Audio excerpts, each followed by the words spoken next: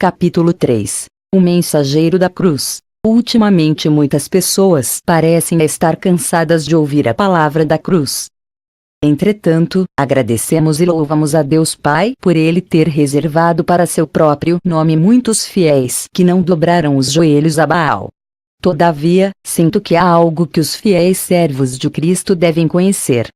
Porque, após haverem labutado tanto na pregação a respeito da cruz, os resultados têm sido tão desencorajadores e as pessoas não têm tido muita mudança em sua vida após ouvir a verdadeira palavra de Deus.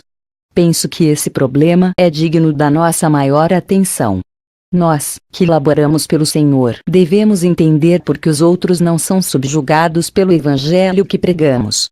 Espero que possamos orar calmamente diante do Senhor e pedir que o Espírito de Deus ilumine nosso coração a fim de sabermos onde se encontra a nossa falha. No tempo presente, deveríamos atentar à palavra que pregamos. Não precisamos mencionar os que pregam um falso evangelho. A crença deles de qualquer forma está errada. O que pregamos é a crucificação do Senhor Jesus Cristo e como ela salva os pecadores da condenação do pecado e do poder do pecado. Ao pregar, damos muita atenção ao esboço, à lógica e ao pensamento. Fazemos o melhor que podemos para tornar nosso falar claro. Dessa forma, mesmo a pessoa mais iletrada pode entender. Também damos atenção à psique do homem e empenhamo-nos o máximo em nossa eloquência para corresponder a ela. O que pregamos é verdadeiro e bíblico. O nosso tema é a cruz do Senhor Jesus. Sabemos que o Senhor Jesus morreu pelos pecadores na cruz para que todo que nele crê seja salvo a parte de qualquer obra. Também sabemos que a crucificação do Senhor Jesus não visa somente a substituição, mas também a crucificação do pecador e juntamente com ele seu pecado. Conhecemos a maneira de ser salvos. Sabemos como morrer com o Senhor, como aplicar a morte do Senhor pela fé e como morrer com Ele a fim de lidar com o pecado e o ego. Também temos clareza acerca de outras doutrinas afins na Bíblia. A nossa pregação é apresentada de maneira exata e clara para que qualquer dos ouvintes possa compreendê-la. Os ouvintes prestam muita atenção a nós quando pregamos a cruz do Senhor. Eles gostam dela e são tocados por ela. Podemos mesmo ser dotados de eloquência e ser aptos a apresentar a verdade de modo persuasivo. Podemos pensar que nossa obra é muito eficaz. Sob tais circunstâncias, deveríamos ver muitas pessoas recebendo vida e muitos crentes ganhando a mais abundante vida. Entretanto, os resultados são contrários ao que esperamos.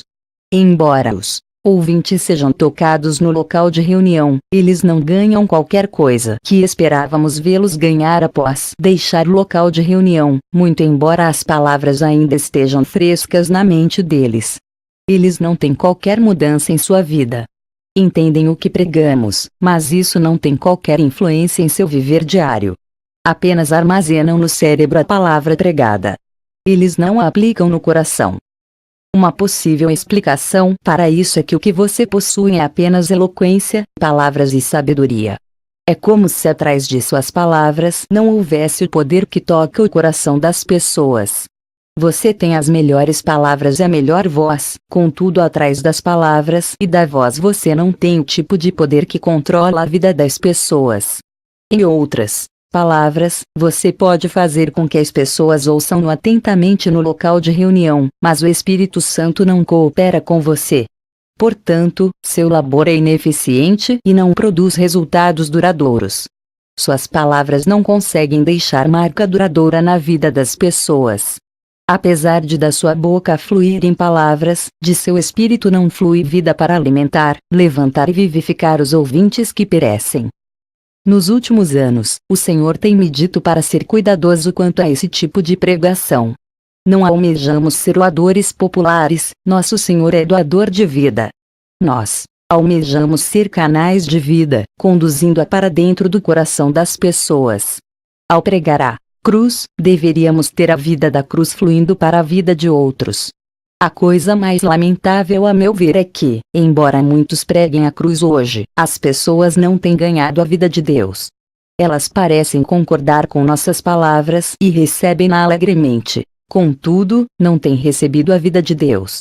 Muitas vezes, enquanto pregamos a morte substitutiva da cruz, os homens parecem entender o significado e o porquê da substituição, e ser tocados no momento.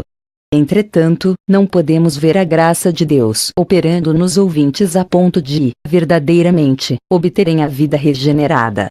Pregamos também a crucificação e a explicamos de maneira bem clara e comovente. No momento em que as pessoas ouvem, podem orar e decidir-se a morrer juntamente com o Senhor e a ganhar as experiências de vencer o pecado e o ego.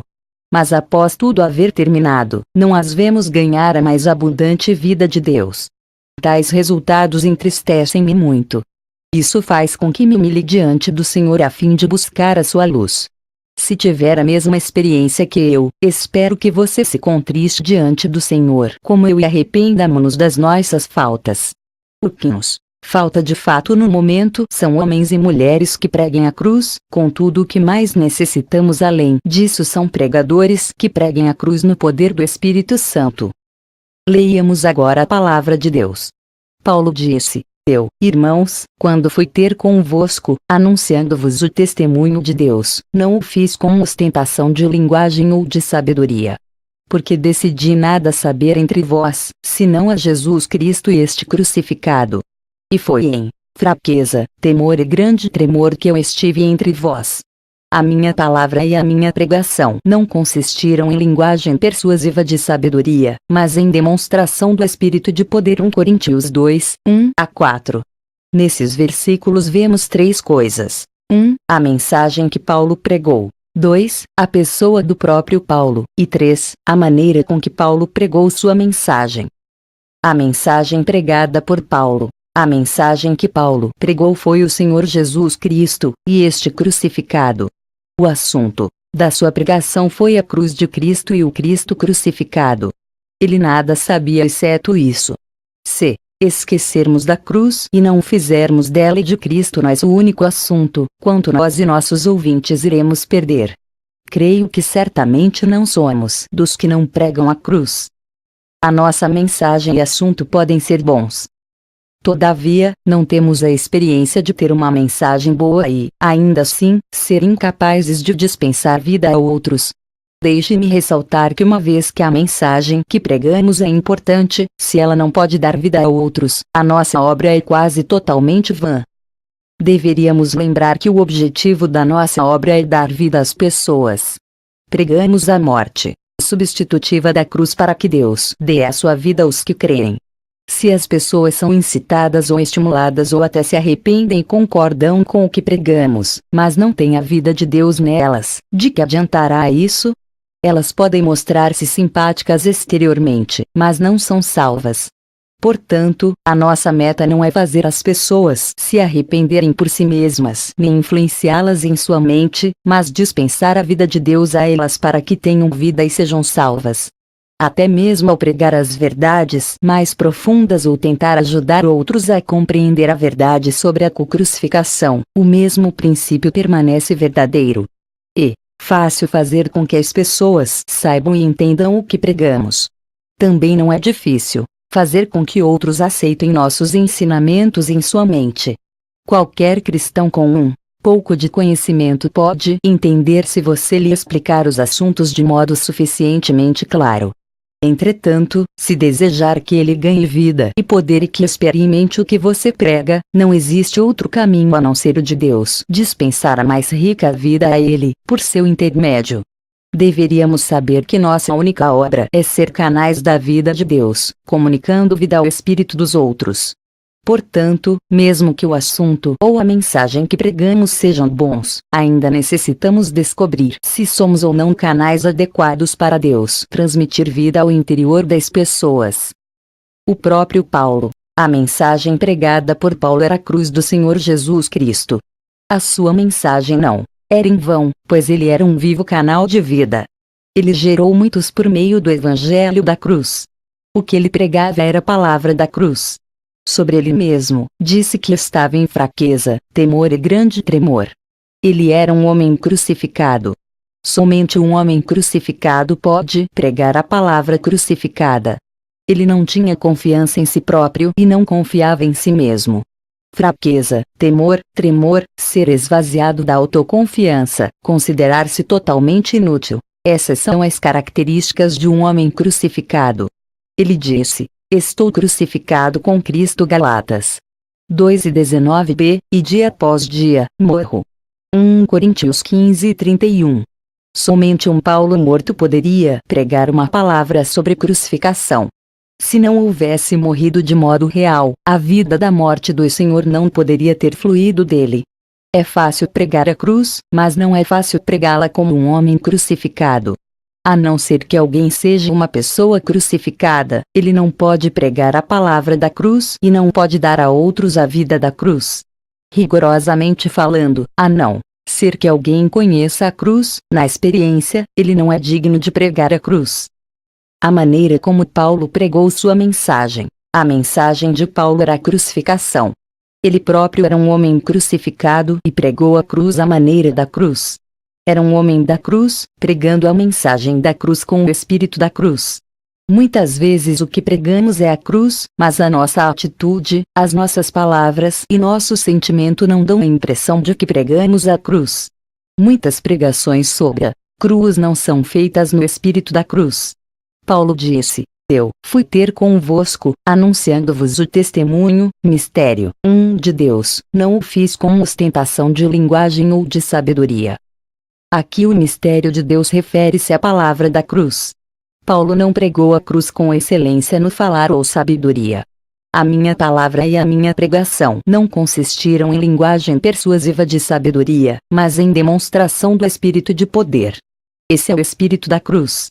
A cruz é sabedoria para Deus, mas loucura para o homem. Ao pregar a palavra dessa loucura, deveríamos ter a aparência de loucura, a atitude de loucura e o falar de loucura. Paulo obteve a vitória porque era de fato um homem crucificado. Ele pregava a cruz com o espírito da cruz e a atitude da cruz. Os que não têm experimentado a crucificação não serão preenchidos com o espírito de crucificação, e não são dignos de pregar a palavra da cruz. Após ver a experiência de Paulo, não nos diz ela a razão de nossas falhas? A mensagem que pregamos pode ser boa, mas deveríamos examinar-nos à luz do Senhor. Somos realmente homens crucificados? Com que tipo de espírito, palavra e atitude pregamos a cruz? Possamos humilhar-nos diante dessas questões para que Deus tenha misericórdia de nós. Não nos referimos aos que pregam um evangelho diferente.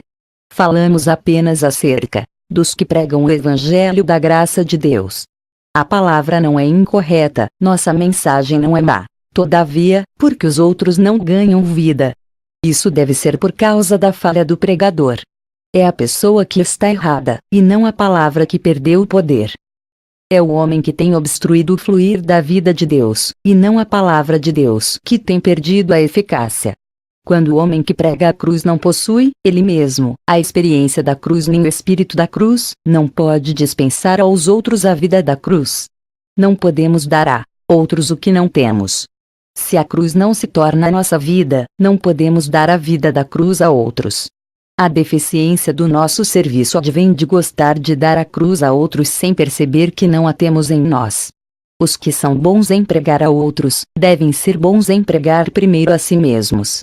Caso contrário, o Espírito não cooperará com eles. Embora a mensagem que pregamos seja importante, não devemos enfatizar demais a mensagem e esquecer de nós mesmos. Podemos obter algum conhecimento dos livros sobre a palavra da cruz que pregamos. Podemos utilizar a mente buscando os seus muitos. Alguns manuscritos antigos trazem mistério como variante de testemunho, e BBREV. NT, significados na Bíblia. Entretanto, todos eles serão emprestados. Eles não nos pertencem. Os que têm mente esperta são mais perigosos que os demais.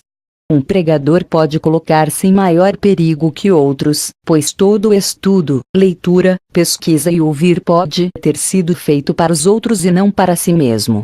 Ele pode laborar para os outros simplesmente para encontrar-se espiritualmente faminto. Podemos ouvir palavras profundas sobre os vários aspectos da cruz ou ler livros sobre os significados da substituição e crucificação. Se tivermos mente esclarecida, podemos mesmo ordenar adequadamente esses ensinamentos, de modo que, ao falar, desenvolvamos as coisas que ouvimos e pensamos de maneira muito clara e sincera, tendo tudo bem organizado e todos os pontos apresentados com clareza e os argumentos divididos nitidamente. Podemos levar os ouvintes a pensar que entenderam tudo. Contudo, a despeito do fato de que tenham entendido tudo, não há um poder motivador que faça com que busquem ganhar o que compreenderam. Eles parecem pensar que entender as doutrinas da cruz seja suficiente. Eles param nas coisas que entenderam e não buscam obter o que a cruz lhes promete dar. Mesmo que o orador entenda o pensamento dos ouvintes, tenha voz audível e sincera, e insista que não tomem somente a doutrina, mas busquem ter a experiência, seus ouvintes podem ser incitados apenas naquele momento. Eles ainda não receberam vida. Ainda têm somente a teoria, e não a experiência. Nunca devemos estar satisfeitos com nós mesmos e achar que a nossa língua de prata pode manobrar os ouvintes. Eles podem ficar emocionados no momento, contudo serão apenas considerações ou doutrinas que temos de dar-lhes. Ou precisamos dar-lhes vida. Sem dar vida ao homem, em nada contribuímos para sua espiritualidade. Qual é o proveito de dar ao homem somente considerações ou doutrinas? Que esse conceito seja profundamente incutido em nosso ser para que nos arrependamos da inutilidade da nossa obra passada. A razão por que ninguém ganha vida pela nossa pregação da cruz é que 1. Nós mesmos não temos a experiência da cruz, e 2. Não fazemos uso do espírito da cruz para pregar a palavra da cruz. O motivo do insucesso dos que pregam a cruz: os que não estão crucificados não podem ser e não são dignos de pregar a mensagem da cruz. A cruz que pregamos deveria crucificar-nos primeiro. A mensagem que pregamos deveria queimar em nossa vida primeiro para que a nossa vida e a nossa mensagem possam estar mescladas. Desse modo a nossa vida tornar-se-á a nossa mensagem viva. A cruz que pregamos não deve ser mera mensagem. Deveríamos diariamente experimentar de fato a cruz em nossa vida. O que pregamos não deveria ser somente uma mensagem, e, sim, a vida que temos diariamente. Ao pregar, dispensamos essa vida a outros. O Senhor Jesus disse que a sua carne é comida e seu sangue é bebida. Partilhar da cruz do Senhor Jesus pela fé é como comer a sua carne e beber o seu sangue. Entretanto, comer e beber não são apenas palavras vazias. Após comer e beber, digerimos o que comemos e bebemos a fim de tornar-se parte de nós, tornar-se nossa vida. Nossa falta reside no fato de que muitas vezes estudamos a palavra de Deus fiados em nossa sabedoria e preparamos nossos apontamentos com as considerações próprias. Frequentemente tomamos o conhecimento ganho de livros e doutrinas que ouvimos dos mestres e amigos e fazemos deles nossos sermões. Embora tenhamos tantos bons pensamentos e ideias, e embora os ouvintes nos ouçam com muita atenção e interesse, toda a obra termina ali mesmo. Não podemos dispensar a vida de Deus a outros. Apesar de pregar a palavra da cruz, não podemos dispensar a vida da cruz a outrem. Podemos apenas dar pensamentos e ideias às pessoas. Entretanto, o que falta a elas não são bons pensamentos, mas vida. Vida. Não podemos dar aos outros o que não temos. Se temos vida, podemos dar vida ao outrem. Se o que temos são somente pensamentos, podemos somente dar pensamentos às pessoas. Se não tivermos a experiência da crucificação em nossa vida, se não tivermos a experiência de morrer juntamente com o Senhor, vencendo o pecado e o ego, se não tivermos a experiência de tomar a cruz e seguir ao Senhor para sofrer por Ele, e se apenas conhecermos a palavra da cruz a partir dos escritos e da boca de outros e, no entanto, não tivermos nós mesmos a experiência, certamente não poderemos dar vida às pessoas, mas somente teorias da vida da cruz. Somente quando somos transformados pela cruz e quando recebemos a vida e o Espírito da cruz, podemos dispensar a cruz a outros. A cruz deveria, diariamente, efetuar uma obra mais profunda em nossa vida para podermos ter experiências sólidas do sofrimento e da vitória da cruz. Ao pregar, nossa vida fluirá espontaneamente por intermédio das palavras e o Espírito derramará sua vida por meio da nossa vida para saciar os sedentos, os ouvintes. As ideias podem alcançar somente o cérebro do homem. Elas resultam apenas em mais pensamentos para seu cérebro. Somente a vida pode alcançar o espírito do homem e o resultado é que o seu espírito recebe tanto uma vida regenerada como uma vida mais abundante. O pensamento, palavras, eloquência e teorias do homem podem somente incitar e alcançar a alma humana, pois podem somente estimular a motivação, a emoção, a mente e a vontade do homem. Somente a vida pode alcançar o espírito do homem. Toda a obra do Espírito Santo é em nosso espírito. Romanos 8:16, Efésios 13:16. Somente quando estamos na experiência do Espírito, fluindo a vida de nosso espírito, o Espírito Santo pode derramar sua vida no espírito de outros por nosso intermédio. Assim sendo, é a coisa mais inútil salvar os pecadores e edificar os santos pela própria mente, eloquência e teoria do homem. Embora o que alguém fale seja muito persuasivo exteriormente, devemos saber que o Espírito Santo não coopera com ele. O Espírito Santo não está por detrás de suas palavras e não trabalha com ele por intermédio da sua autoridade e poder. Os ouvintes apenas ouvem as palavras. Não há mudança alguma na vida. Apesar de algumas vezes fazerem votos e resoluções, estes são apenas estímulos na alma. Não há vida atrás das palavras. Como resultado, não existe o poder para que ganhem o que ainda não obtiveram. Onde há vida, há poder. Nas questões espirituais, não haverá poder se não houver vida. Portanto, se você não permite que o Espírito Santo derrame sua vida por intermédio da sua vida no espírito de outros, estes não terão a vida do Espírito Santo e não terão o poder para praticar o que você prega. O que buscamos não é eloquência, mas o poder do Espírito Santo. Que o Espírito de Deus nos faça compreender que pensamentos podem somente alcançar a alma do homem, e apenas a vida pode fluir para o espírito humano. A vida a que nos referimos aqui é a experiência da Palavra de Deus em nossa vida e a experiência da mensagem que pregamos. A vida da cruz é a vida do Senhor Jesus. Deveríamos, primeiro, testar nossa mensagem por meio da experiência. A doutrina que entendemos é somente doutrina. Deveríamos deixar primeiro a doutrina trabalhar em nós para que a doutrina que entendemos se torne parte da nossa vida e parte dos elementos vitais de nosso viver diário, e não mais se torne somente doutrina, mas a vida de nossa vida. É como o alimento que comemos tornando-se a carne da nossa carne e osso dos nossos ossos. Assim, tornamo-nos uma doutrina viva. Dessa maneira, a palavra que pregamos já não é apenas uma teoria que conhecemos, mas nossa vida real. Isso é o que a Bíblia quer dizer com praticantes da palavra. Tiago 1:22. Frequentemente entendemos mal o termo praticantes. Achamos que praticantes são os que dão o melhor de si para seguir a palavra que ouvem e entendem. Entretanto, isso não é o praticar na Bíblia. É verdade que devemos tomar a decisão de praticar o que ouvimos, mas o praticar na Bíblia não é o praticar com a própria força da pessoa. Antes, é permitir que o Espírito Santo, a partir da vida da pessoa, viva a palavra que ela conhece. Isso é um tipo de viver, e não um tipo de obra. Se existir o viver, espontaneamente haverá a obra. Fazer algumas obras esporádicas não é o praticar descrito na Bíblia. Deveríamos cooperar com o Espírito Santo em nossa vida por meio da vontade a fim de, na experiência, viver o que conhecemos. Dessa maneira estaremos aptos a dispensar vida a outros. Saberemos que exemplo seguir se olharmos para o Senhor Jesus Cristo.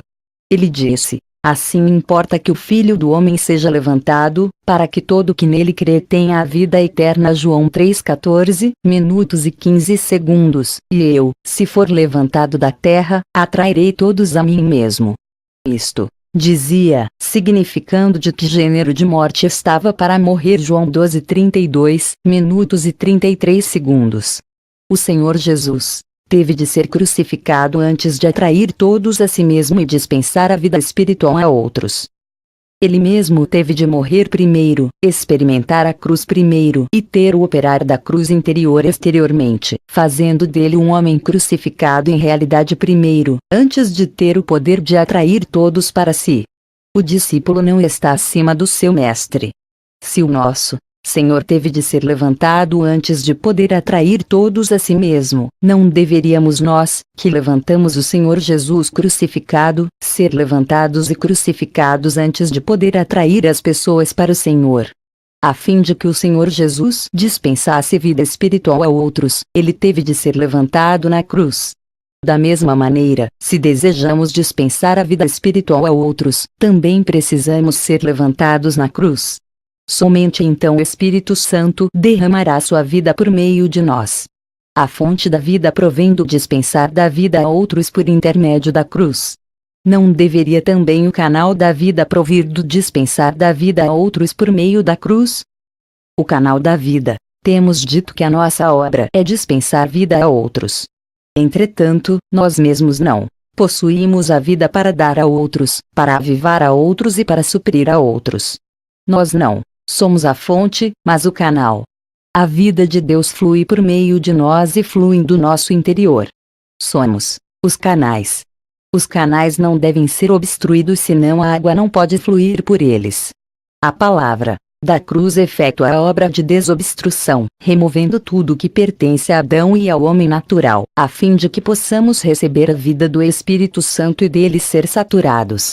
Dessa maneira, o nosso espírito constantemente carregará a cruz do Senhor até o ponto de a nossa vida tornar-se a vida de cruz. Trataremos esse ponto de forma breve. Uma vez que estejamos saturados do Espírito Santo e tenhamos a vida de cruz, o Espírito Santo nos usará para fluir a vida de cruz do nosso interior para os que estão ao nosso redor. Se realmente permitirmos a cruz que faça profunda obra em nós, a ponto de ficarmos preenchidos pelo Espírito Santo, espontaneamente deixaremos fluir vida para suprir os que contatamos, seja ao falar ou pregar em público ou a indivíduos. Isso não é algo que exige esforço intencional ou planejamento, mas algo muito espontâneo. Daremos fruto espontaneamente.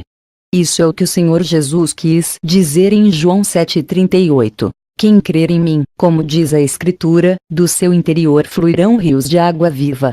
Existem vários significados aqui. Seu ser mais interior primeiro deve ser esvaziado e receber o operar completo da cruz. Seu ser mais interior deve ser cheio da água viva do Espírito Santo. A vida nele não é suficiente apenas para sua própria necessidade, mas superabundante e suficiente a ponto de fluir dele rios de água viva para suprir a outros da mesma água viva. Devemos atentar à palavra fluir aqui. Não é por meio de manobras pela voz, pela psicologia, pela eloquência, por doutrina ou por conhecimento. Embora tais métodos possam ajudar-nos algumas vezes, eles não são a água viva. Tampouco o emprego desses métodos é o fluir da água viva.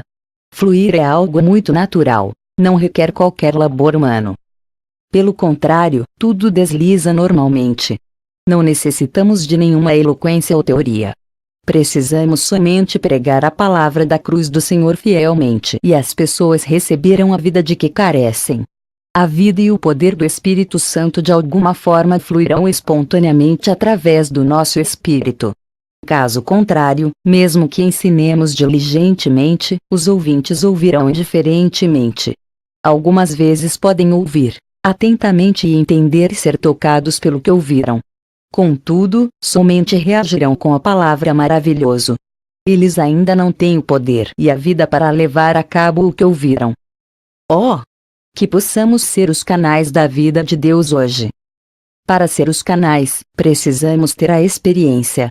Tratamos dessa questão no tópico anterior. A não ser que a tenhamos, o Espírito Santo não trabalhará conosco. Após receber o poder do Espírito Santo, todas as nossas obras serão em natureza um testemunho. Lucas 24, 48, 49. Na verdade, toda nossa obra é um testemunho para o Senhor. Uma testemunha não pode testificar o que não viu. Ninguém pode testificar o que não experimentou. Falando seriamente, a pessoa dá falso testemunho se não tem a experiência do que prega. Se fizermos isso, o Espírito Santo não cooperará conosco. Outra coisa que deveríamos saber é que, quer esteja o Espírito Santo ou o espírito maligno operando, deve haver homens como canais de poder.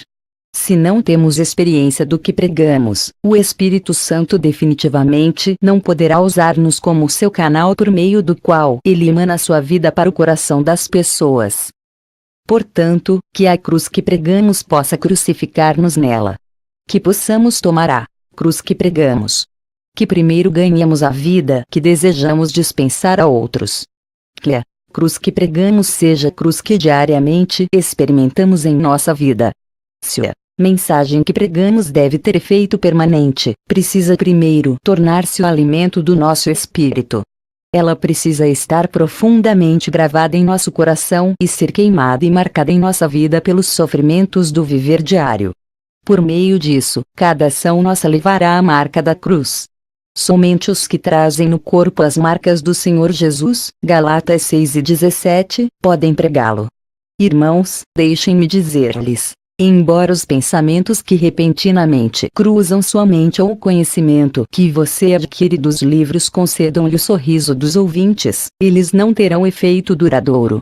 Se a sua obra é apenas fazer as pessoas sorrirem, podemos achar que estamos fazendo grande obra com nossos sermões, meramente coletando algum material da mente e emoção. Esse, entretanto, não é o alvo da nossa obra. O sucesso do apóstolo. A mensagem da cruz tocou profundamente a Paulo. Sua vida foi uma manifestação da vida da cruz. Ele não somente pregava a cruz, mas vivia a cruz. A cruz que pregava era a cruz que vivia. Portanto, quando falava da cruz, podia acrescentar a ela a própria experiência e testemunho. Ele não apenas conhecia a morte substitutiva do Senhor Jesus, mas tomou a cruz do Senhor como sua cruz na experiência. Ele era capaz de dizer: estou crucificado com Cristo, Galatas 2:19, e estou crucificado 6:14.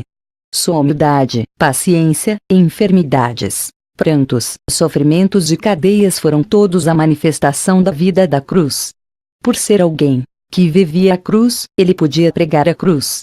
As pessoas por vezes criticam os outros como os que não praticam o que pregam.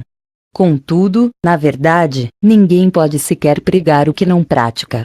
Porque Paulo era capaz de viver o seu evangelho, ele era apto a gerar muitos filhos espirituais por meio do evangelho. Ele mesmo possuía a vida de cruz. Como resultado, ele era capaz de reproduzir essa cruz no coração dos outros. A cruz e seu mensageiro. A experiência pessoal. Após ler 2 Coríntios 4, por favor, leia, iremos perceber a experiência íntima desse servo do Senhor.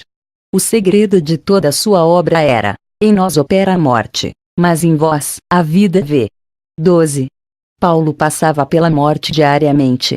A cada dia ele permitia que a cruz fizesse uma profunda obra em seu coração para que outros ganhassem vida. Se alguém não tem a morte da cruz em si mesmo, os outros não podem ganhar a vida de cruz.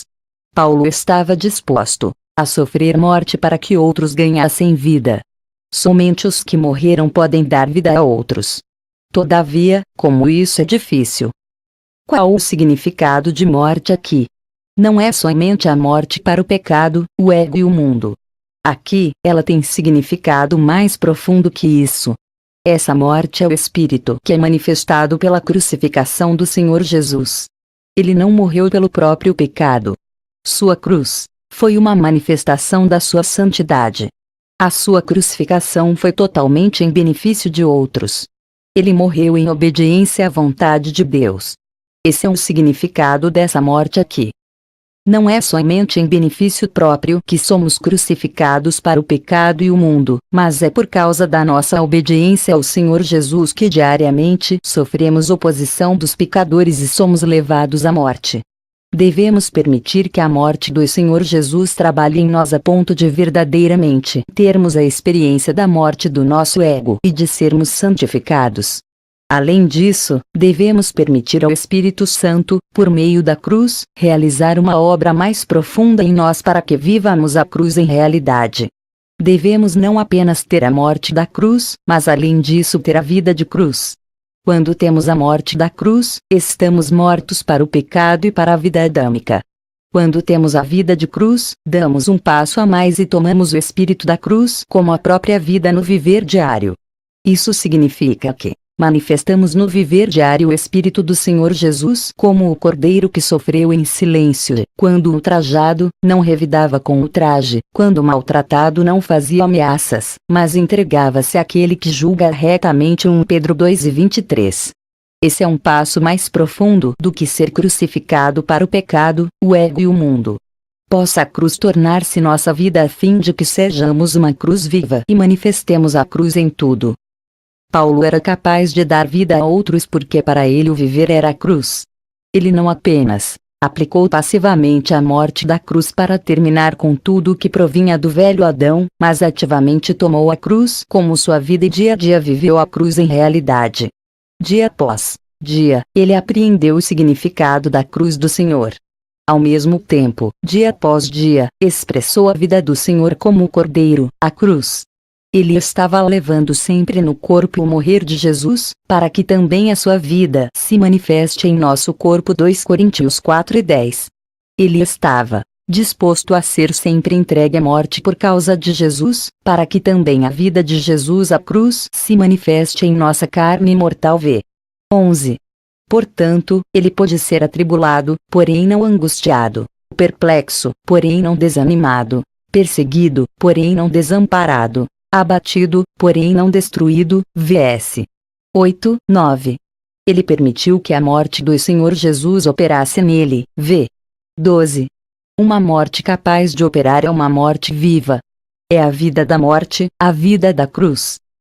Ele estava sempre disposto a suportar insultos, arbitrariedades, perseguições cruéis e equívocos irracionais por causa do Senhor.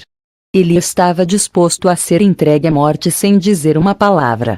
Sob tais circunstâncias, ele era como seu Senhor que, apesar de ter poder para pedir ao Pai que enviasse 12 legiões de anjos para resgatá-lo e escapar das circunstâncias pelo método humano, preferiu não fazê-lo. Ele preferiu deixar a morte viva de Jesus, isto é, a vida e o espírito da cruz, operar nele até o ponto em que ele agisse e se conduzisse no espírito da cruz. Ele percebeu que com a cruz havia o poder, um poder que o capacitava a entregar-se à morte por causa de Jesus e a sofrer perseguição e tribulações sob a mão humana. Quão profundamente havia a cruz operado em Paulo! Que bom seria se também pudéssemos levar no corpo o morrer de Jesus! Quem pode dizer ao Senhor que está disposto a morrer e a não resistir em meio a todas as circunstâncias de oposição e sofrimento? Mas se queremos que outros ganhem a cruz, ela deve primeiro controlar nossa vida. É somente após a cruz ter sido trabalhada em nossa vida por meio de ardentes sofrimentos e oposições que podemos reproduzir essa cruz na vida de outros. Em outras palavras, a vida da cruz é a vida que põe em prática o sermão do Senhor na montanha, Mateus 5:7, ver 5:38, 44. A passagem aqui em 2 Coríntios diz-nos claramente que não devemos apenas pregar, mas manifestar a vida do Senhor Jesus, 4:10, 1l, e devemos deixar a vida do Senhor Jesus fluir a partir do nosso corpo. Podemos deixá-la fluir somente quando constantemente levamos no corpo o morrer do Senhor Jesus, quando somos entregues à morte por causa dele, quando sofremos perda em nossa reputação, mente e corpo por sua causa e quando expressamos o caminho do Cordeiro do Gólgota em meio a todos esses sofrimentos. Versículos 10, 11. Infelizmente, muitas vezes gostamos de tomar os atalhos. Pouco percebemos que não há atalho para manifestar a vida do Senhor Jesus. Em nós, opera a morte, mas, em vós, a vida. V. 12. Vos refere-se aos coríntios e a todos os santos. 2. Eles são os ouvintes de Paulo. Porque a morte do Senhor Jesus pôde operar em Paulo, ele foi capacitado a ter a vida do Senhor Jesus trabalhada em seus ouvintes para que recebessem a vida espiritual. A palavra vida nesse versículo é Zoé, que na língua original significa a vida espiritual, a vida mais elevada. O que Paulo foi capaz de exaltar e dar a outros não foi apenas o seu falar, pensamentos e uma cruz de madeira. Paulo desejou que eles ganhassem a vida espiritual do Senhor. Essa vida espiritual operou no coração deles e possibilitou-lhes atingir o alvo da mensagem de Paulo. Essa não foi uma pregação vã, mas uma pregação que entrou no coração árido de seus ouvintes com extraordinária vida e poder, para que realmente receberam a vida da cruz que Paulo pregou. O resultado da nossa pregação da cruz deveria produzir tal resultado. Não deveríamos estar satisfeitos se a nossa pregação não tem resultado como a de Paulo. Resumindo, alguém que não vive a cruz como Paulo fez não pode esperar ter um resultado como o dele. Se não somos pessoas crucificadas, certamente nos será difícil pregar a cruz e conceder vida a outros. B. O método de pregar. Sabemos que Paulo não somente pregou a cruz como uma pessoa crucificada, mas pregou-a no espírito da cruz. No viver diário ele foi uma pessoa crucificada. Na sua pregação também foi uma pessoa crucificada. Ele anunciava a cruz vivendo a cruz. Era uma pessoa crucificada com Cristo. Essa era sua experiência em vida. Ao anunciar a cruz, ele não exercitou a ostentação de linguagem ou sabedoria, ou linguagem persuasiva de sabedoria 1 Coríntios 2, 1, 4, nas quais era capaz. Ele sabia que estas não serviriam como meios adequados para o canal de vida de Deus. Em vez disso, ele confiou na demonstração do Espírito de poder ver. 4. Tal pregação é aquela em que a palavra da cruz é pregada com a atitude da cruz. Com sua habilidade e experiência, ele certamente poderia ter articulado a verdade da cruz em palavras persuasivas e teorias inteligentes, capturando a atenção dos ouvintes e fazendo-os compreender o que tinha a dizer. Ele poderia ter feito a cruz cruel parecer muito interessante. Poderia ter usado muitas ilustrações apropriadas e provérbios simples para expor o mistério da cruz. Poderia ter citado a Escritura e explanado a filosofia da cruz, esclarecendo aos outros a morte substitutiva e a co-crucificação da cruz. Paulo era capacitado para fazer essas coisas, mas não as faria. Seu coração não confiava nessas coisas, pois sabia que não poderiam dar vida a outros. Ele sabia que fazendo isso, estaria pregando a grande verdade da cruz com meios contrários à cruz. Para o mundo, a cruz é humilde, baixa, tola e feia. Isso é o que a cruz é de qualquer modo. Anunciá-la com ostentação de linguagem e sabedoria mundana seria contrário ao espírito da cruz e não teria qualquer proveito. Paulo desejava abandonar seu intelecto natural e anunciar a cruz com a atitude e o espírito da cruz. Esse foi o motivo pelo qual Deus o usou grandemente. Cada um de nós tem dons naturais. Alguns podem ter mais, outros, menos. Após ter passado pela experiência da cruz, temos a tendência de confiar na força natural ou valer-nos dela para anunciar a cruz que acabamos de experimentar. Como nosso coração deseja que os ouvintes vejam o que temos visto ou ganhem a mesma experiência que nós. Contudo, quão frios e indiferentes estão os ouvintes. Como eles nos desapontam. Pouco percebemos que nossa experiência da cruz ainda é imatura. Nossos excelentes dons naturais precisam ser crucificados com o Senhor e a cruz deve trabalhar em nós. Deveríamos manifestar a cruz não somente em nossa vida, mas também em nossa obra. Antes de alcançar a maturidade, tendemos a considerar que a força natural não é prejudicial, mas proveitosa. Desejamos saber por que não podemos valer-nos da força natural. Só quando vemos que a obra realizada valendo-nos da habilidade natural causa apenas aceitação temporária por parte dos outros, e não efetua uma sólida obra do Espírito Santo no espírito das pessoas, é que começamos a entender que o dom natural é insuficiente e devemos procurar um poder maior.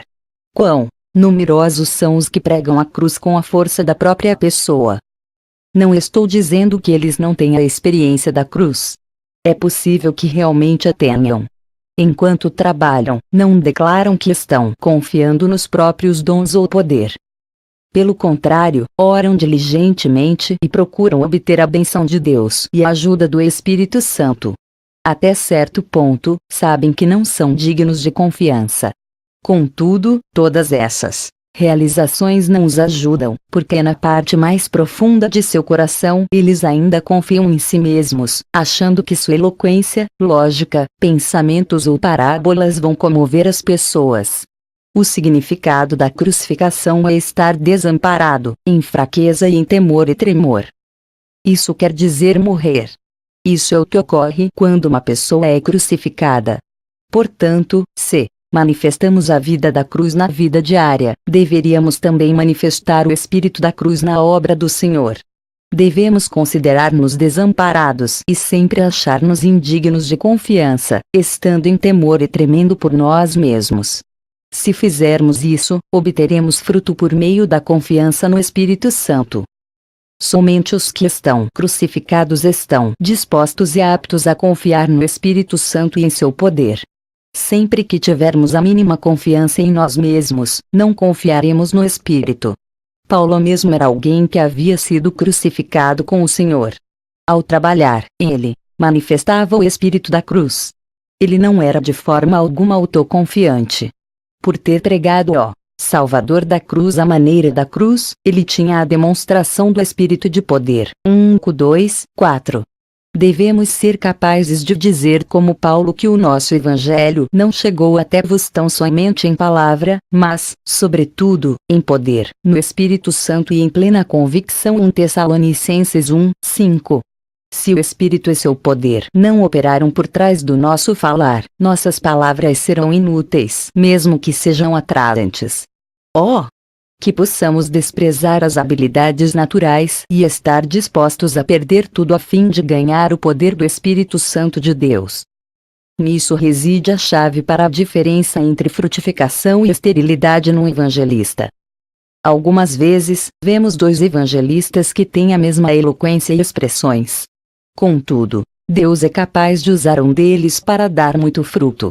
O outro pode ser espiritual e bíblico no falar, e o público pode também prestar muita atenção a ele. Entretanto, nada resulta do seu falar. Não há fruto. Não é difícil descobrir a razão por trás dessa diferença. Segundo minha observação, posso ver que um deles é uma pessoa realmente crucificada. Ele tem a experiência. O outro somente permanece na imaginação. Os que não têm nada exceto imaginações certamente não podem pregar a cruz à maneira da cruz.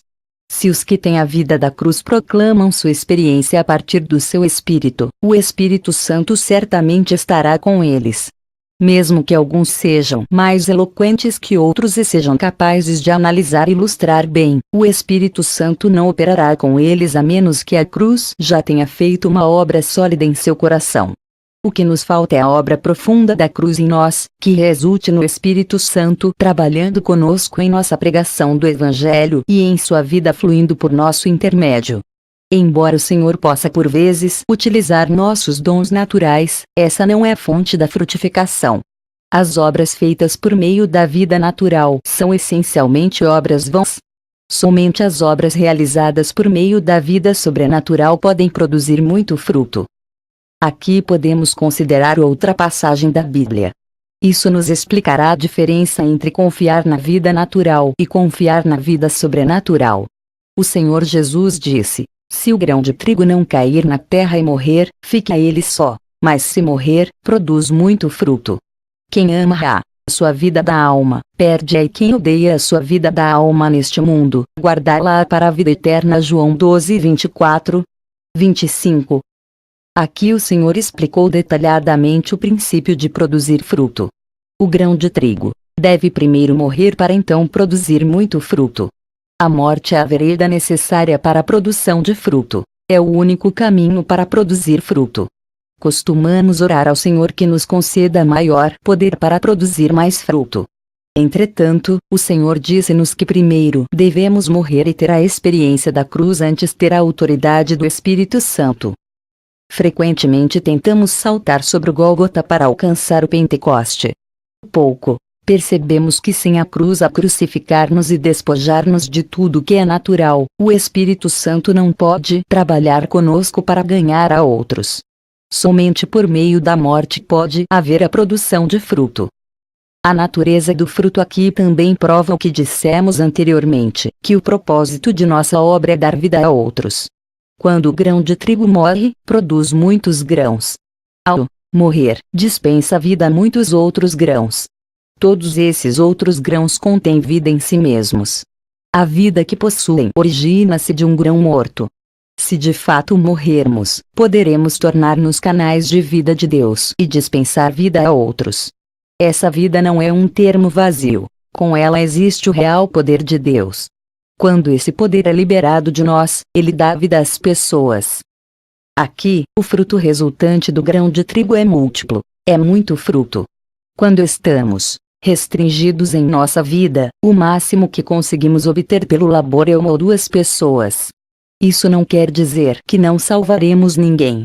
Entretanto, quando morrermos, como o grão de trigo, daremos muito fruto. O que quer que façamos, mesmo se formos negligentes em umas poucas palavras, ainda assim levaremos outros a ser salvos ou edificados. Que possamos produzir muito fruto. Mas, exatamente, que significa cair na terra e morrer? Compreenderemos isso ao ler a seguinte palavra do Senhor: quem ama a sua vida da alma, perde-a. E quem odeia a sua vida da alma neste mundo, guardá-la para a vida eterna. Vida aqui é mencionada algumas vezes. No texto original, diferentes palavras são utilizadas para vida. Uma denota a vida da alma e a vida natural. Outra denota a vida espiritual e a vida extraordinária. Portanto, o que o Senhor Jesus diz aqui é: quem ama a vida da alma perderá a vida espiritual. E quem odeia a vida da alma neste mundo, guardará a vida espiritual para a eternidade. Posto de maneira simples, esse versículo diz-nos que deveríamos colocar a vida da alma na morte da mesma maneira que um grão de trigo é plantado na terra. Posteriormente, daremos muito fruto na vida espiritual, que permanecerão eternamente. Queremos ter muito fruto. Entretanto, não sabemos como levar à morte a vida da alma e como fazer viva a vida espiritual. A vida da alma é simplesmente a vida natural. A carne é capaz de viver por causa da vida da alma. A vida da alma é o órgão pelo qual vivemos. Tudo o que uma pessoa possui por natureza, como vontade, poder, emoção e pensamento, são todos partes da alma. Tudo o que a vida natural possui é o subproduto da vida da alma. O intelecto, pensamento, eloquência, emoção e habilidades pertencem à vida da alma. A vida espiritual é a vida de Deus.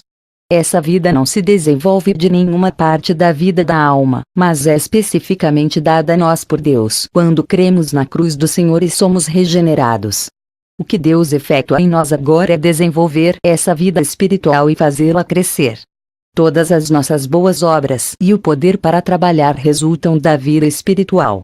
Sua intenção é conduzir nossa vida da alma à morte. A morte referida aqui é diferente daquela em 2 Coríntios 4, que é de outro aspecto. Muitas vezes o poder da nossa obra vem da habilidade natural ou da vida da alma. Descobrimos que sempre precisamos usar nossa eloquência, sabedoria, conhecimento e habilidades. Uma das coisas mais terríveis é o poder que empregamos na pregação. Ele provém da vida da alma. Exercitamos o poder natural. Isso reduz drasticamente o fruto. Em nossa obra, não sabemos como aplicar o poder da vida espiritual. Muitas vezes, tomamos a vida da alma como se fosse a vida espiritual.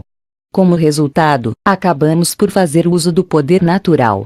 Frequentemente, temos de aguardar até que todo o poder natural de nosso corpo se esgote antes de começar a confiar no poder da vida espiritual. Muitos nem mesmo chegam a esse padrão. Sempre que se sentem fracos no vigor físico, reconhecem que não podem mais trabalhar. Outros que estão mais adiantados continuariam na fraqueza e prosseguiriam a trabalhar tentando confiar na força do Senhor. Entretanto, se verdadeiramente compreendermos a maneira de morrer para a nossa força natural, anímica, e se crermos no poder da vida espiritual que Deus pôs em nós, não dependeremos da força natural para o nosso trabalho, seja nos momentos em que estivermos sem essa força, seja quando estivermos cheios dela. Fico triste que muitas obras cristãs permaneçam na alma, não obstante o fato de esses cristãos serem muito zelosos e sinceros. Tal obra jamais toca a esfera espiritual. A diferença entre usar o poder espiritual e o poder anímico é algo que palavras não conseguem explicar. Somente podemos compreendê-la no espírito e no coração. Contudo, quando o Espírito Santo nos iluminar, chegaremos à percepção plena dela na experiência. Porque é preciso cuidar da fraqueza que há entre os muitos filhos de Deus, trataremos essa questão em detalhes. Contudo, podemos somente aguardar que o Espírito Santo de Deus nos mostre pessoalmente o significado real dessa verdade e a maneira de praticá-la na experiência. Existem principalmente 3 aspectos para as características da obra da alma. Primeiro é a habilidade natural, segundo é a emoção, e terceiro é a mente. A habilidade natural. Já mencionamos anteriormente a questão das habilidades naturais. Algumas pessoas são mais inteligentes, são naturalmente mais espertas que outras. Algumas são muito eloquentes. Ao falar, seus argumentos são sempre muito razoáveis. Algumas são muito analíticas, podem analisar um problema de maneira lógica. Algumas são muito fortes, fisicamente, podem laborar dia e noite sem nenhum descanso. Algumas são muito capazes, são muito boas em administrar negócios. Sabemos que Deus de fato utiliza as habilidades naturais do homem, mas o homem sempre toma ocasião do uso de suas habilidades por Deus para confiar em todas as habilidades naturais.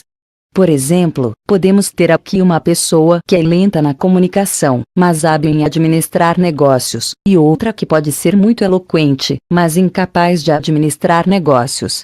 Se o Senhor pedir que ambos deem uma mensagem, a primeira certamente sentirá que é lenta em se expressar e que deve, portanto, confiar totalmente no Senhor. A segunda considerar-se-á muito eloquente. Embora também, ore, ela não estará tão desesperada como a primeira. Por outro lado, se o Senhor pedir que ambas cuidem de um negócio, a primeira não confiará no Senhor tão desesperadamente quanto a segunda. A habilidade natural é o poder da vida da alma. Não nos damos conta de quanto confiamos em nós mesmos e de quanto dependemos do poder da alma quando trabalhamos. À vista de Deus, muitas e muitas das nossas obras são feitas pelo poder da alma. A emoção. Algumas emoções originam-se de nós mesmos. Outras originam-se de outras pessoas. Algumas vezes aqueles a quem amamos não são salvos ou não correspondem às nossas expectativas. Como resultado, ficamos inquietos. Damos o máximo para salvá-los ou edificá-los. Esse tipo de trabalho é quase sempre ineficaz, pois a sua motivação origina-se da emoção. Certas vezes recebemos uma graça especial de Deus. Nosso coração enche-se de luz e regozijo. Parece que um fogo queima em nós, dando-nos alegria inefável. Nesses momentos, a presença de Deus torna-se muito real. Quando a alma é incitada dessa forma, as emoções tornam-se muito fortes. Em tais circunstâncias, é fácil trabalhar pelo Senhor. Nosso coração sente como se estivesse a ponto de transbordar. Dificilmente podemos conter-nos de falar do Senhor aos outros. Geralmente, podemos estar cônscios que devemos ser cuidadosos com as palavras. Entretanto, nesses momentos quando o coração enche-se de especial luz, balbuciamos sem cessar sobre as coisas de Deus. Tais obras são totalmente da emoção. Alguns acham que só podem trabalhar quando sentem esse tipo de fogo no coração e quando eles mesmos são arrebatados como que ao terceiro céu. Quando o Senhor leva embora essa alegria perceptível, eles sentirão que toneladas de peso estão em seus ombros e não podem dar um passo mais. Algumas vezes o seu coração está frio como gelo, não há sequer uma emoção. Em tais momentos, sentem que não podem mais pregar. Sentem-se secos e frios no interior. Como resultado, são incapazes de trabalhar. Mesmo ao obrigar-se a trabalhar, não têm o menor gosto pelo que fazem. Seu labor é totalmente controlado pelos sentimentos interiores. Quando os sentimentos corretos estão presentes, eles levantam voo como águias. Quando esses Sentimentos se vão, eles vacilam e recusam-se a prosseguir. Sentimentos, estímulos e emoções são parte da vida da alma. Portanto, os santos que são dominados por sentimentos, estímulos e emoções trabalham pelo poder da vida da alma. Ainda não estão capacitados a levar essas coisas à morte, nem são capazes de trabalhar no espírito. A mente. Nosso trabalho é sempre influenciado ou controlado pela mente. Por não saber como buscar a vontade de Deus, muitas vezes tomamos os pensamentos da mente como se fosse a vontade de Deus e nos desviamos. Acompanhar a mente e estabelecer a conduta de alguém na mente é algo muito perigoso. Algumas vezes, quando preparamos uma mensagem, esforçamo-nos para exercitar a mente e preparar resumos, seções, exposições, significados e exemplos. Esses sermões são muito mortos. Podem prender a atenção das pessoas e causar certo interesse, mas não podem dispensar vida aos outros. Existe outro trabalho da mente. Creio que muitos obreiros de Deus frequentemente encontram-se envolvidos nesse indesejável trabalho. É a memória. Nós, por vezes, pregamos aos outros a partir da memória. Memorizamos as mensagens que ouvimos e falamos aos outros a partir do que lembramos. Às vezes falamos às pessoas partindo das passagens da Bíblia que memorizamos ou de velhos sermões, velhos comentários. Tudo isso são obras da mente. Não quer dizer que nunca tenhamos experimentado o que pregamos. Talvez o que saibamos e lembremos sejam coisas ensinadas por Deus. Talvez realmente tenhamos experimentado as coisas que sabemos e lembramos. Entretanto, isso não descarta o fato de que ainda são obras da mente. Podemos ter experimentado uma verdade que ao tempo da nossa experiência pode ter sido vida para nós. Contudo, após um tempo o conhecimento da verdade permanece somente na nossa cabeça. Começamos a pregar de memória a verdade que experimentamos anteriormente, mas isso se tornou um mero trabalho da mente. Nossa mente e memória são órgãos da alma. Confiar nelas significa confiar no poder da vida da alma. Ainda estamos sob controle da vida natural. Essas três coisas são os itens principais da obra da alma. Tal obra anímica não é pecado, não significa que seja absolutamente incapaz de salvar pessoas. Entretanto, os frutos serão escassos.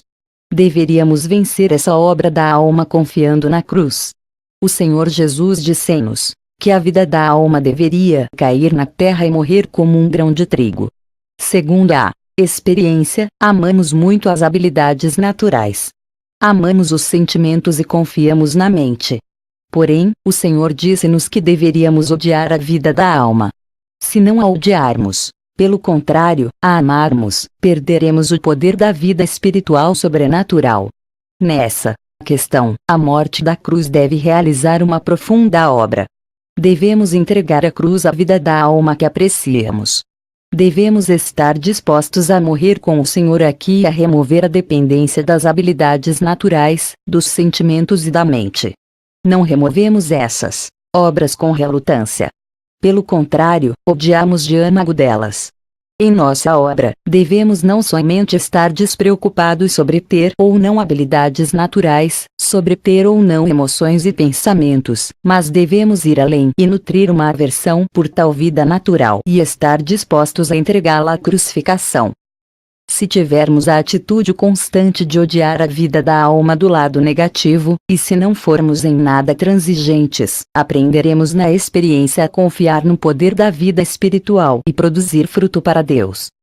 A maneira de uma pessoa crucificada pregar a cruz. Na prática, em toda ocasião e lugar que o Senhor incumbir-nos de testificar por Ele, devemos afugentar novamente todo e qualquer desejo em nós de confiar nas habilidades naturais. Devemos deixar de lado a emoção e não dar atenção aos sentimentos. Mesmo nos momentos em que não temos sentimentos ou quando a emoção está fria como gelo, precisamos ajoelhar-nos diante do Senhor e pedir-lhe que realize uma obra da cruz mais profunda em nós para que sejamos capazes de conduzir as emoções e agir segundo a ordem do Senhor, a despeito de a emoção estar fria ou quente. Podemos pedir ao Senhor que nos fortaleça o espírito e aplique um golpe fatal em nossa alma, na cruz.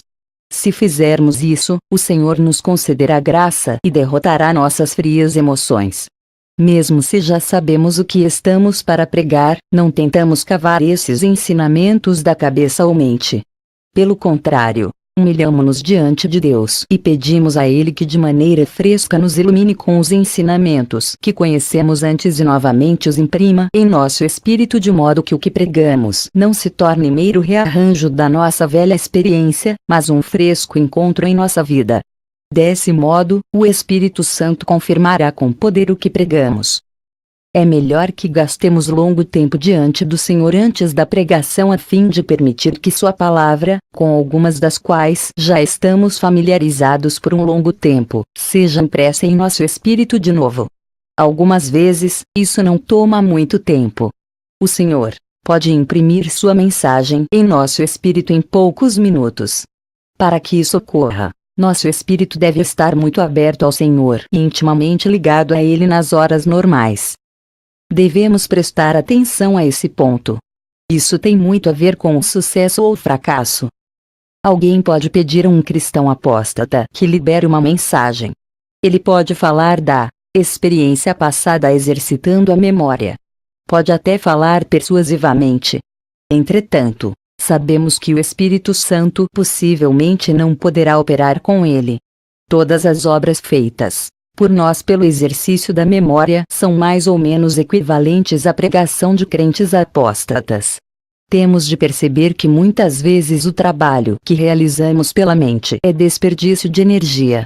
A mente só pode alcançar a mente das pessoas, jamais pode mover o espírito delas ou dar-lhes vida. Velhas experiências nunca podem equipar-nos para novas obras. Precisamos deixar Deus renovar em nosso espírito as velhas experiências. A mesma coisa é mais verdadeira ainda no que diz respeito a pregar a salvação da cruz aos pecadores.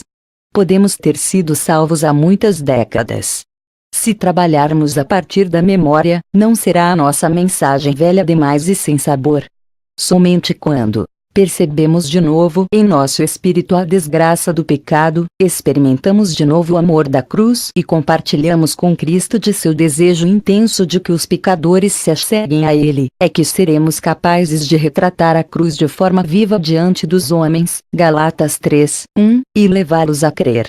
Caso contrário, se tentarmos persuadir outros pelo nosso amor e zelo, poderemos terminar ficando endurecidos e frios. É possível que enquanto pregamos o sofrimento da cruz, nosso coração não tenha sido sequer tocado pelos sofrimentos e não tenha sido derretido por eles. Devemos abrir o espírito ao Senhor e permitir ao Espírito Santo derramar suas palavras e sua mensagem por meio do nosso espírito, de modo que primeiramente nosso espírito seja infundido com a palavra do Senhor e a mensagem que pregamos. Não devemos depender de sentimentos, habilidades naturais e pensamentos, mas confiar unicamente no poder do Espírito Santo e devemos permitir que sua mensagem seja impressa em nosso espírito bem como no espírito dos ouvintes.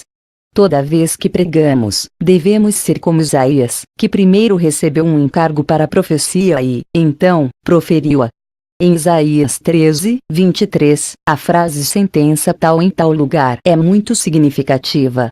Toda vez, antes de pregar a palavra de Deus, devemos receber a incumbência de Deus em nosso espírito. Sempre que pregamos, devemos tomar o encargo da mensagem que pregamos em nosso espírito e não considerá-lo liberado até que nossa obra seja feita. Devemos orar para que o Senhor nos dê esse encargo a fim de que nossa obra não resulte das emoções, habilidades naturais ou mente. Devemos também ter a experiência de Jeremias, que disse: quando pensei, não me lembrarei dele, já não falarei no seu nome, então isso me foi no coração como fogo ardente, encerrado nos meus ossos. Já desfaleço de sofrer e não posso mais. 29. Não devemos pregar suas palavras descuidada ou tolamente. Pelo contrário, devemos primeiramente deixar que elas queimem em nosso espírito a ponto de sermos compelidos a falar. Entretanto, se não estivermos dispostos a levar à morte a vida da alma e sua força, nunca estaremos aptos a receber a palavra fresca do Senhor em nosso espírito. Portanto, irmãos, se almejamos ser usados pelo Senhor para salvar pecadores, reavivar os santos e anunciar a cruz, devemos deixar a cruz trabalhar em nós. Por meio dessa obra, por um lado, tornamo-nos desejosos de ser levados à morte por causa do Senhor, e, por outro, ficamos desejosos de levar nossa vida da alma à morte. Ao mesmo tempo, não mais confiamos em nós mesmos ou em qualquer coisa que advenha de nós. Pelo contrário, odiamos toda a nossa força natural. Dessa maneira veremos a vida de Deus e seu poder fluírem para o espírito das pessoas por intermédio do nosso falar. Entretanto, embora como pregadores do Evangelho estejamos prontos do nosso lado, ainda podemos falhar. É claro que podemos não falhar completamente, mas por que falhamos? Isso se deve à opressão e ataque de Satanás. Satanás não aprecia nossa pregação da cruz nem um pouco. Quando somos fiéis em falar da cruz, ele certamente levantará muitas oposições. Ele sempre pode iniciar os seguintes ataques contra os mensageiros da cruz.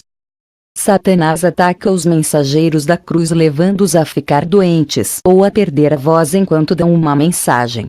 Pode colocá-los em perigos, fazer com que fiquem deprimidos e percam a liberdade no espírito, e sufocá-los. Pode ainda trabalhar no ambiente incitando mal-entendidos, oposições e, algumas vezes, até mesmo perseguições. Pode produzir mau tempo para desencorajar as pessoas de vir às reuniões. Pode causar súbito distúrbio ou confusão nas reuniões. Pode produzir barulho de animais e choro de bebês. Algumas vezes, opera na atmosfera da reunião, fazendo com que fique pesada e sufocante, causando sonolência e trevas. Todas essas são obras do inimigo. O pregador da cruz deve estar bem atento a essas coisas. Uma vez que temos tal adversário e tais oposições, torna-se necessário que conheçamos a vitória da cruz. A obra perfeita do Senhor na cruz não apenas solucionou o problema dos pecadores, mas também pronunciou o juízo sobre Satanás. Ele já derrotou Satanás na cruz. Hebreus 2:14-15 diz: para que, por sua morte, destruísse aquele que tem o poder da morte, a saber, o diabo, e livrasse todos que, pelo pavor da morte, estavam sujeitos à escravidão por toda a vida. Colossenses 2:15 diz: despojando os principados e as potestades, publicamente os expôs ao desprezo, triunfando deles na cruz. A cruz é o lugar onde Satanás é vencido. Ele recebeu seu ferimento mortal na cruz. Sabemos que o Filho de Deus se manifestou para destruir as obras do diabo, 1 João 3:8, mas onde elas foram destruídas? A resposta óbvia é: na cruz. Sabemos também que o Senhor Jesus veio para amarrar o valente Mateus 12:29, mas onde ele o fez? Naturalmente, isso também ocorreu na cruz do Gólgota. Precisamos saber que o Senhor Jesus obteve a vitória na cruz. A vitória da cruz. Devemos saber que Satanás já é um inimigo derrotado. Por essa razão, não devemos ser derrotados nunca mais. O inimigo não deve mais ser capaz de proclamar vitória sobre nós. Ele não tem mais o direito de ser vitorioso. Ele não pode proclamar mais nada, a não ser sua derrota total.